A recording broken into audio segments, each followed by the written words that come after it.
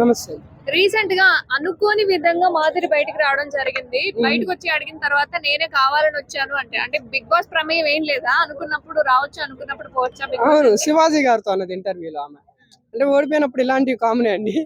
జనాలు ఓటింగ్ తక్కువొచ్చింది, ఆమె వెళ్ళిపోయారు. ఆమె 2 డేస్‌లో మా రాజా బర్త్‌డే అని చెప్పారు. రీజన్ కూడా బయటకొచ్చి మంచి పని చేశాను. రాజా బర్త్‌డేస్ బర్త్డే కదా మా ఆయన బర్త్డే. ఆ! ఆయన్ని రాజా అంటారనుకుంటా. సరే ఆ బర్త్‌డేస్ వస్తూనే ఉంటాయి ఎవ్రీ వీకు. విన్నింగ్ అనేది ఒకసారే ఉంటది. అది బిగ్ బాస్‌లో ఒకసారే ఛాన్స్ వస్తది. అది ప్రూవ్ చేసుకోలేకపోయారు. మేబీ ఆడియన్స్ ఓటు వేయలేదు కాబట్టి ఆమె తక్కువ ఓట్స్ వచ్చాయి కాబట్టి ఆమె ఎలిమినేట్ అయ్యారు. కానీ ఓడిపోయినప్పుడు సమాధానం కూడా ఇలాంటివి రాకుండా కొంచెం మంచిగా చెప్తే బాగుంటది. ఎందుకు మరి నేను అనుకున్నా కాబట్టి నేను వచ్చినా ఎవరి ప్రమేయం లేదు అని ఎందుకు అంటున్నారు? ప్రమేయం ఉంది, ఆడిషన్ ప్రమేయం ఉంది కాబట్టి బయటకు వచ్చింది. ఆమె అనుకుంటే రాలా. ఓట్లు తక్కువ వచ్చాయి కాబట్టి వెళ్ళిపోయింది ఆమె. అంటే ఓడిపోయింది. తనుజ అండ్ మాధురి గారు మంచి ఫ్రెండ్స్, అమ్మ కూతురు లెక్క. ఉమ్. కానీ ఎందుకు లాస్ట్ కి పవర్ ఎందుకు వాడలేదు ఆమెను ఉంచడం కోసం? ఒకటి అమ్మ అది గేమ్ పరంగా చూసుకుంది. ఏదన్నా ఆడియన్స్ ఓటు ద్వారానే ఉండాలి, లేదా మన గేమ్, మన హార్డ్ వర్క్, మన బిహేవియర్ పరంగానే బిగ్ బాస్ హౌస్ లో ఉండాలి అని అనుకొని ఉంటది. రెండోది వచ్చేసి రాము గారు రిక్వెస్ట్ చేశారు, యూజ్ చేయకండి, సేవ్ చేయకండి అని. ఈ 2 కారణాలు అయి ఉండొచ్చు. ఎందుకంటే వచ్చిన వాళ్ళ ఎలిమినేట్ అయిన వాళ్ళందరూ సేవ్ చేసుకుంటూ పోతే ఇంకా రిటర్న్ వస్తూ ఉంటారు. అట్లా చేయకూడదు. వెళ్ళిపోతారు, ఆడియన్స్ డిసైడ్ చేస్తారు. సంజన గారిని అంతే తీసుకొచ్చారు, భరణి గారిని అంతే తీసుకొచ్చారు, శ్రీజ గారు కూడా 2 డేస్ ఉండి వెళ్ళిపోయారు. అట్లా రావడం కరెక్ట్ కాదు. ఎలిమినేట్ అయ్యే వాళ్ళు ఎలిమినేట్ అయ్యి వెళ్ళిపోతా ఉంటారు. చివరికి వచ్చేదే 5 మెంబర్స్. మేము టాప్ 5 అనేది చూస్తాం, వాళ్ళ మీద కాన్సన్ట్రేషన్ అవుతుంది. రాము రాథోడ్ ఎందుకు ఆపాడు? రాము రాతు అదే నాకు అర్థం కాలే. ఇంకా ఆయన కేకలేస్తుంది, ఆనందపడుతుండు.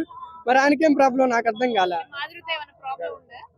పెద్ద గొడవలు కూడా ఏం కాల రాము గారికి ఆయనకి. మరి ఎందుకని ఆయన అలా చేశాడో అర్థం కాల నాకు కూడా.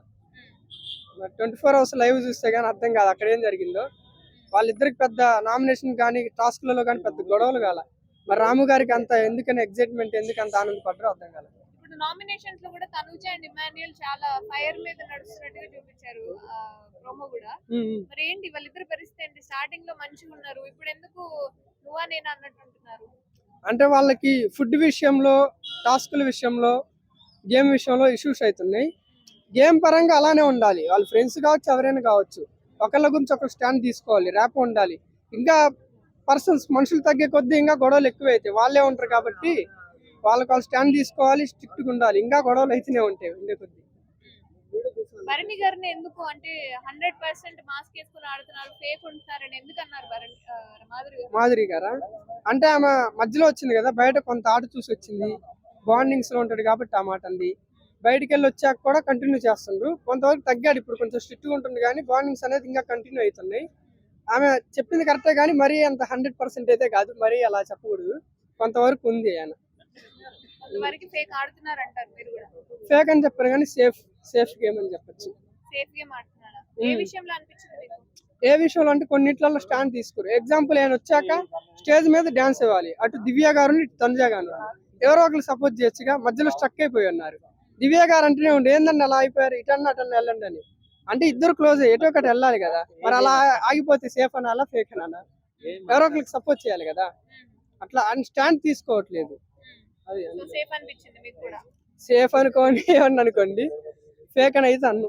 సుమన్ శెట్టి గారికి ఏం ఆయన ఓకే, ఆయన బాగా ఆడుతాడు, ఆయన బ్రహ్మాండం. ఆయన కానీ ఇమానుయల్ వీళ్ళిద్దరికి వేలు పెట్టి చూపే పని లేదు. వీళ్ళిద్దరు బాగా ఆడతారు, అన్నెసెసరీ గొడవలు పట్టడం అట్లాగేం చేయరు. వీళ్ళిద్దరి వల్ల ఇంట్లో కొంచెం గొడవలు తగ్గుతాయి. అంటే కిచెన్ డిపార్ట్మెంట్ అప్పుడు గొడవ పడ్డప్పుడు సర్ది చెప్పడం, ఇమానుయల్ కెప్టెన్ ఉన్నప్పుడు నలిగిపోయాడు. అలాగే సుమన్ శెట్టి గారు కూడా, ఆయన కూడా గొడవలు ఉన్నప్పుడు మధ్యలో ఇన్వాల్వ్ అయ్యి సర్ది చెప్పే ప్రయత్నం చేస్తాడు, పెంచడు. మిగతా వాళ్ళు ఉంటే అక్కడే చెప్తారు. మిగతా వాళ్ళు గొడవలు పెట్టే రకం, కానీ వాళ్ళు బెటర్. బిగ్ బాస్ తనుజాకి సపోర్ట్ చేస్తున్నారంటే ఏమంటారు? బిగ్ బాసా? బిగ్ బాస్ తనుజ గారికి ఏమండి అది తెలీదు. కాకపోతే ఆ అన్నపూర్ణ ప్రొడక్ట్ కదా, ఆ మాత్రం ఉంటది, సపోర్ట్ ఉంటదని అనుకుంటున్నా. అది కాక ఆమె స్ట్రాంగ్, బాగానే ఆడతారు. చాలా సార్లు ఎమోషనల్ అయ్యారు ఆమె. ఇప్పటికీ కొన్ని విషయాలు ఎమోషనల్ అవుతుండ్రు. అది అవ్వకుండా ఉంటే బెటర్. ఎమోషనల్ అయితే చూసి ఎప్పుడో ఓటింగ్ తగ్గుతుంది. అది మైనస్. శ్రీనివాస్ గారి ఎంట్రీ కోసం ఏమన్నా ఎదురు చూస్తున్నారా? ఆయన పొలిటీషియన్ కదండి, అట్లా ఏమి ఎదురు చూడట్లే మేము.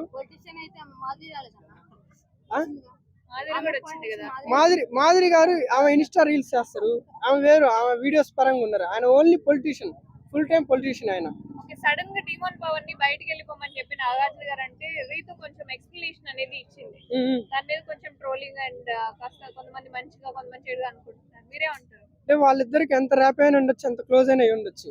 కానీ బిగ్ బాస్ అంటే ఎక్కువ ఫ్యామిలీ ఆడియన్స్, అంటే 60% ఫ్యామిలీ ఆడియన్స్ వస్తారు, మిగతా వాళ్ళు ఎవరైనా కావచ్చు. అట్లా ఆయన ఫిజికల్ అవుట్ అంటే పుష్ చేయటం, నెట్టడం, కొంచెం వైలెంట్ గా బిహేవ్ చేయడం కరెక్ట్ కాదు. ఆయన అక్కడ అర్జున్ రెడ్డిలో విజయ్ దేవరకొండలా ప్రవర్తించాడు.